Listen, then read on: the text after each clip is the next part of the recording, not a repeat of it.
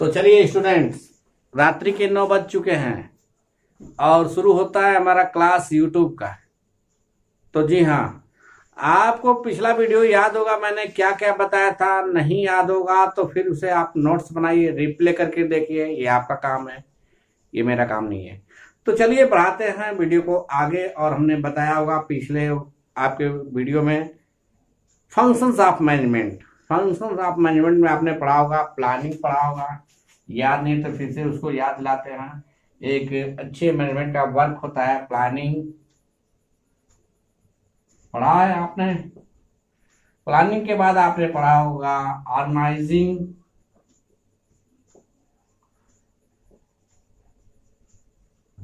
याद करते जाइए आप। स्टाफिंग पढ़ा होगा,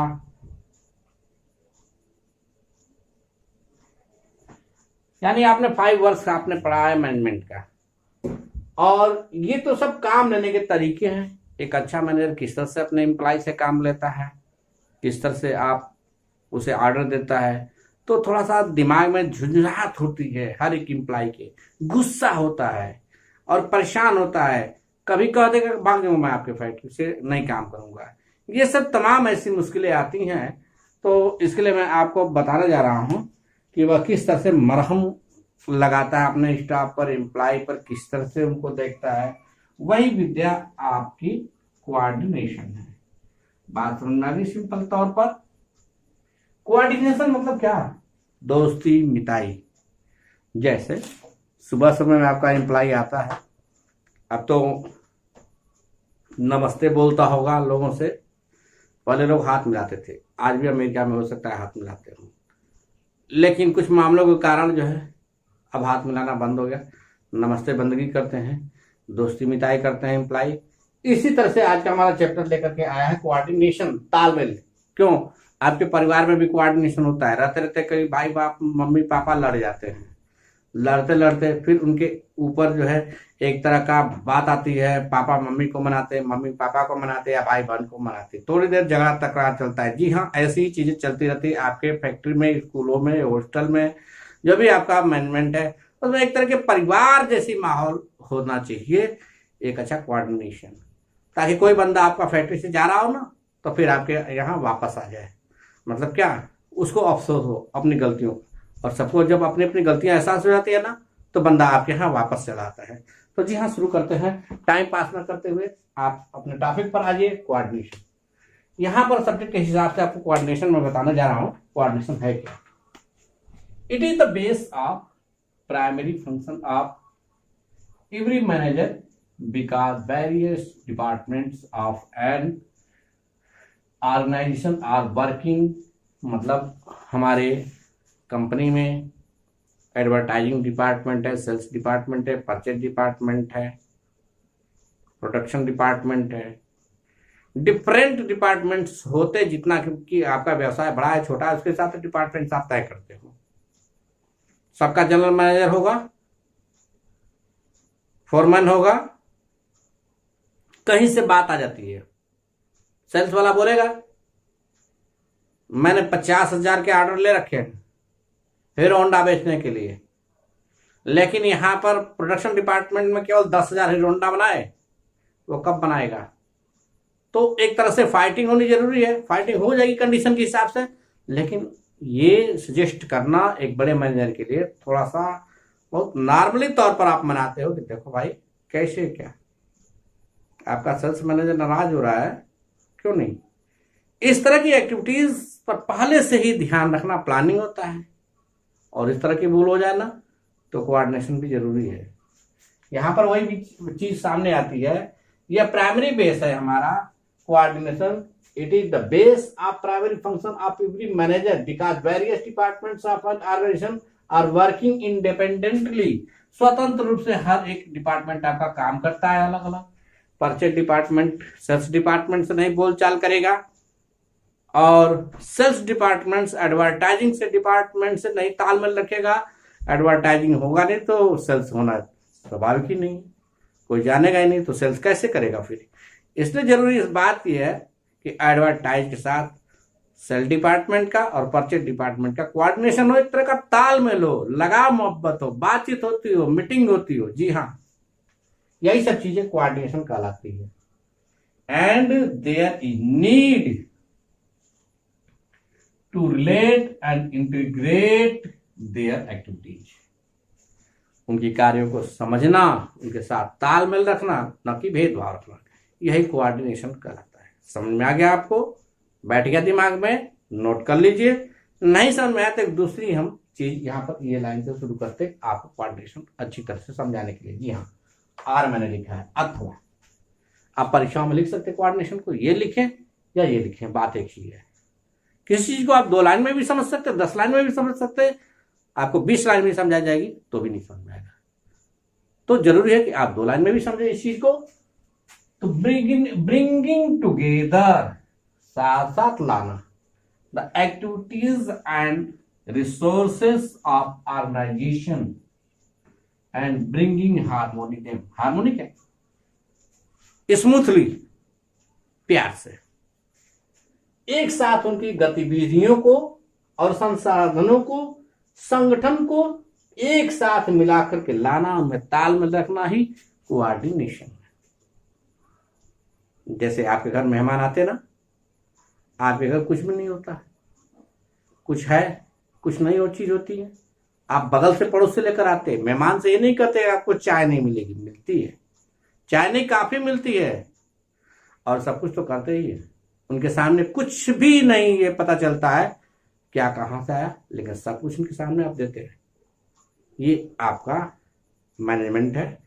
उसके साथ ही कोऑर्डिनेशन है, कुछ चीजें पड़ोस से भी मांगते हैं जो दूसरे दिन आपके घर में नहीं रहती।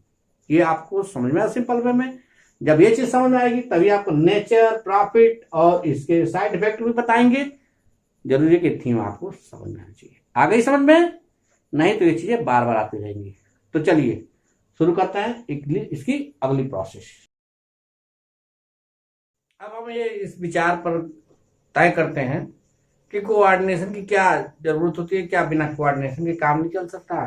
तो आइए देखते हैं क्यों हमें आवश्यकता होती है, इसकी आवश्यकता क्यों होती है कि हम कोऑर्डिनेशन करें।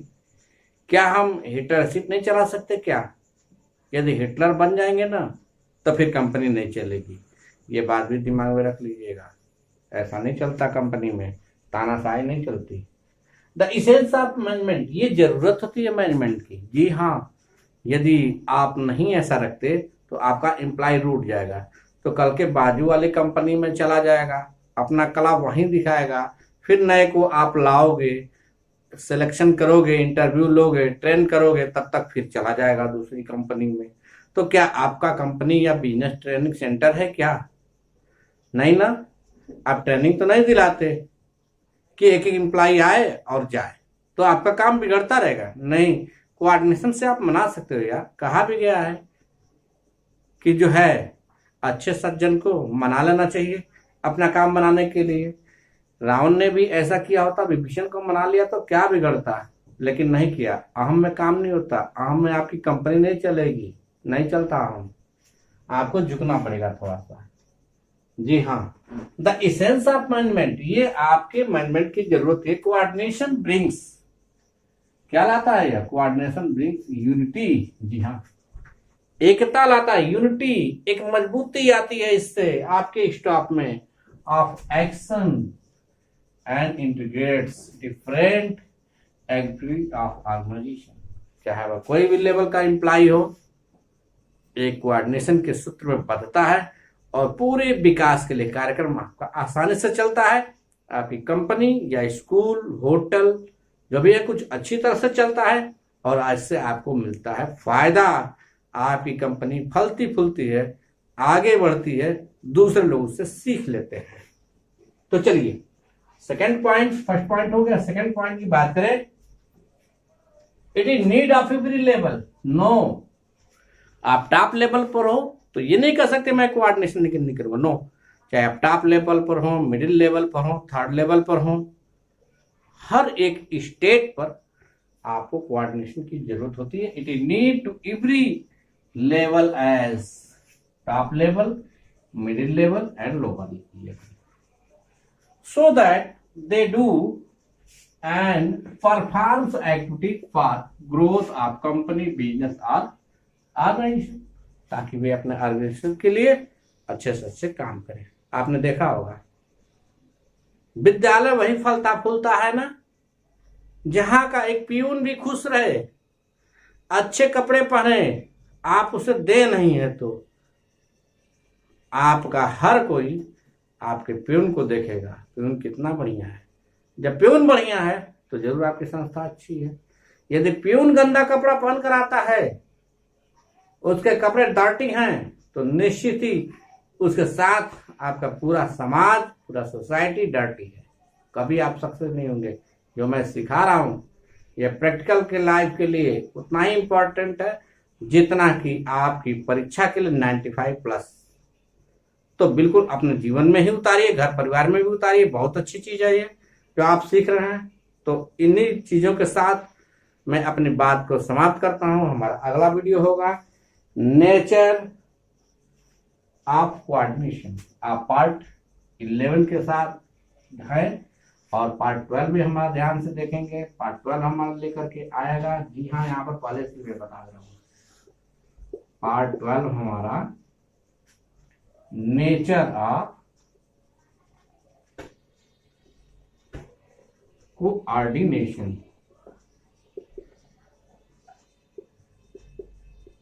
लेकिन इसके पहले आप नोट्स कर लेंगे, नहीं तो फिर अगला पार्ट हमारा नहीं समझ में आएगा।